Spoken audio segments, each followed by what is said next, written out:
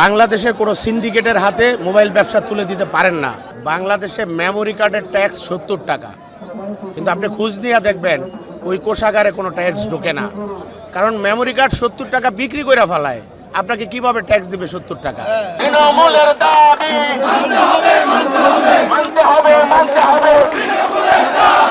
আমাদের সাথে বৈষম্য করার দরকার নাই, প্রবাসী ভাইদের সাথে বৈষম্য করার দরকার নাই, বাংলার জনগণের সাথে বৈষম্য করার দরকার নাই। সাউথ টাউনে হোক আপনার স্বপ্নের আবাসন, শতভাগ রেডি প্লট, সাথে সাথেই সাফ কাবলা রেজিস্ট্রি। আমরা ব্যবসায়ীরা আমাদের স্বার্থে আসি নাই, বিটিআরসি সামনে যে আমরা আসছি আমাদের স্বার্থে আসি নাই। আমাদের স্বার্থ যদি থাকে এখানে 5%, তা 95% হচ্ছে আপনার সারা বাংলাদেশের 18 কোটি মানুষের স্বার্থের জন্য এখানে আসছে। অফিসিয়াল ফোন যেই ট্যাক্স ভ্যাটে চলে, আমরাও সেই ট্যাক্স ভ্যাট দিয়ে ব্যবসা করতে চাই। এটা করার জন্য আমি এখানে এসে দাঁড়াইছি। আমাদের উপর যে মোবাইল ব্যবসায়ী প্রতি 57% ট্যাক্স আরোপ করা হচ্ছে, যেটাকে আমরা বৈষম্য বলতেছি, যেটাকে আমরা আমাদেরকে ছাপিয়ে দেওয়া বলতেছি।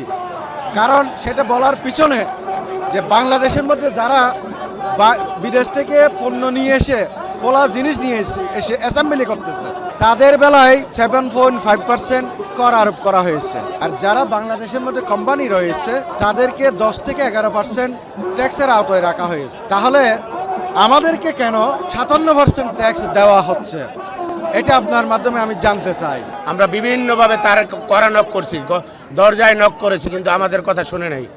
আমাদের জীবন মরণ লড়াই, আমরা রাজপথে থাকব, রাস্তায় থাকব, শুয়ে থাকব, এখানে আমাদের সংসার জীবন করা ছাড়া আর কোনো রাস্তা নাই। কারণ আমাদের রুটি রুজি আপনারা কেড়ে নিচ্ছেন। ভাই, কোম্পানিগুলো বাংলাদেশের মধ্যে হয়েছে কয়দিন? আমরা বাংলাদেশের মধ্যে বাটার মোবাইল নোকিয়া 1100, সে 2003 সাল থেকে আমরা এই মোবাইল ব্যবসার সাথে জড়িত। তখন আমাদের এই ব্যবসাটা ভাই অবৈধ ছিল না। আমরা যখন এই ব্যবসাটাকে এস্টাবলিশ করেছি, দেন এই মুহূর্তে এসে কিছু কুচক্রী মহল আমাদের এই ব্যবসাটাকে ভেঙে দিতে চাচ্ছে। যে আগামী 16 ডিসেম্বর যে এনইআইআর সিস্টেম চালু করতে যাচ্ছে, আমরা এটার বিরুদ্ধে, অথবা এনইআইআর সিস্টেম এটা সংস্কার চাই। যে রেজিস্ট্রেশন, ডিরেজিস্ট্রেশন, এটা সহজীকরণ চাই। আমরা সহজভাবে বিদেশ থেকে মোবাইল যেগুলো আসে এগুলাকে সহজীকরণভাবে একে রেজিস্ট্রেশনের দাবি জানাচ্ছি।